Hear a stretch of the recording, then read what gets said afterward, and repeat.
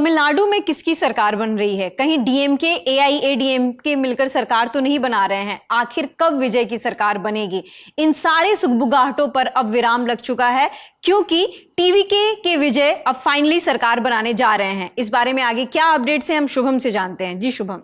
ऋतु, बहुत बड़ी खबर है। इंडिया टुडे की अक्षता ने ये खबर ब्रेक की है और खबर ये है कि जो 3 पॉलिटिकल पार्टीज हैं जिनके आसरे विजय बैठे हुए थे कि वो समर्थन दे दें या उसका ऐलान कर दें, उनकी आज मीटिंग थी पार्टी, जिसमें सीपीआई, सीपीएम, 2 लेफ्ट की पार्टीज और वीसीके, इन तीनों पॉलिटिकल पार्टीज जिनके 2-2 विधायक थे, इन्होंने अब ये खुले तौर पर कह दिया है, अभी प्रेस कॉन्फ्रेंस भी उनकी हुई और उन्होंने खुले तौर पर ये कह दिया है कि हम विजय के साथ खड़े हैं। और सीपीआई ने तो अनकंडीशनल सपोर्ट की बात की है, मतलब बिना किसी शर्त के वो समर्थन दे रहे हैं, क्योंकि कांग्रेस ने भी समर्थन दिया विजय को, क्योंकि विजय का जो नंबर है, अगर आप नंबर को देखेंगे तो 234 सीटों का जो विधानसभा है, उसमें विजय का अपने दम पर संख्या 108 बनती है। चूंकि वो 2 सीटों से लड़े हैं तो 107 बन जाती है, क्योंकि एक पे तो वो इस्तीफा देंगे ही देंगे।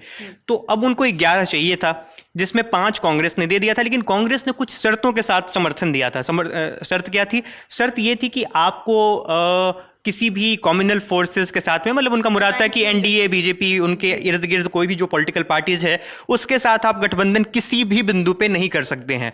दूसरा, आपको स्थानीय निकाय चुनाव से लेकर लोकसभा, राज्यसभा के चुनाव तक आपको ये गठबंधन बनाए रखना होगा, उसके गठबंधन धर्म का पालन करना होगा। ये नहीं कि आप ऐसा करेंगे कि विधानसभा में बने रहेंगे और दूसरे जो चुनाव आएंगे उसमें आप कन्नी काट लेंगे, जो कि डीएमके के साथ कांग्रेस का कई बार प्लस माइनस होता रहा है। तो ये जो चीज़ें हैं, सीपीआई ने कम से कम अपने जो लेटर जारी किया है समर्थन का, उसमें अनकंडीशनल सपोर्ट की बात की है। सीपीएम और वीसीके का भी समर्थन है, वो क्या कह रहे हैं, क्या उनका वो सशर्त समर्थन दे रहे हैं या क्या कर रहे हैं, उस पर तो थोड़ी नज़र रखनी होगी। लेकिन ये क्लियर हो गया है कि 118 जो नंबर है वो बन गया है। 118 के आप समझिए कि 108 अगर उनको मान ले और 5 कांग्रेस के 113 और 6 इनका, तो 119 बन जाएगा। लेकिन चूंकि वो 2 सीट से लड़े हैं तो 118 सीटों पर ये ग्राफ बन गया है और विजय अब सीएम तमिलनाडु के बनेंगे। जी, मैं आपको जानकारी के लिए बता देना चाहती हूँ कि सीपीआई के 2 एमएलए हैं, सीपीएम के 2 एमएलए हैं और वीसीके के 2 एमएलए हैं, जिनका सपोर्ट बहुत ही क्रूशियल था। और इनके सपोर्ट के बिना 2 दिन तक ऐसी खबरें आ रही थी कि शायद विजय की सरकार नहीं बन पाए, लेकिन फाइनली ये जो 6 एमएलए हैं बहुत ही सिग्निफिकेंट है, जिसकी वजह से ये संभव हो पाया है। आप ब्रीफली क्विकली उन सबके नाम बता दें। हाँ, नाम तो थोड़ा उच्चारण का मसला हो सकता है, इसलिए मैं मोटे तौर पे आपको बता देता हूँ। कम्युनिस्ट पार्टी 2 सीटों से जीती थी। एक थल्ली सीट है और एक और सीट है जिसका मैं नाम ठीक से अभी पढ़ नहीं पाऊंगा, क्योंकि वो पढ़ूंगा तो उच्चारण ऊपर नीचे हो जाएगा। नहीं बता लेकिन दीजिए हमारे दर्शकों को। ये थिरुथिरापंडी, हाँ, ये सीट है, पंडी, हाँ, थिरुथिरापंडी।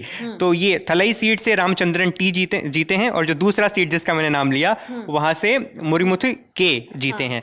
इसी तरीके से सीपीएम से जो 2 विधायक जीते हैं उसमें एक सीट है केलीवेल्लूर, यहाँ से लता टी जीती हैं और दूसरी सीट है पद्मनाभपुरम, उससे चेल्लस्वामी आर जीते हैं।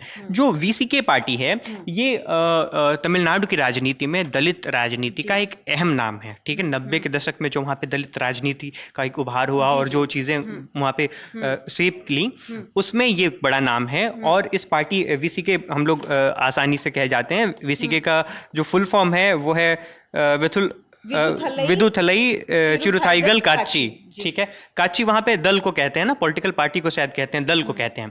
तो ये पॉलिटिकल पार्टी, इनके पास भी 2 विधायक थे। इनके जो नेता हैं, क्या नाम है उनका, नाम मैं भूल रहा हूँ, थिरुमावलवन, तो वो सांसद हैं। तो ये भी चर्चाएं थी कि वो विधानसभा चुनाव लड़ेंगे, अगर वो लड़ते तो उनका नंबर और भी ज़्यादा अच्छा होता।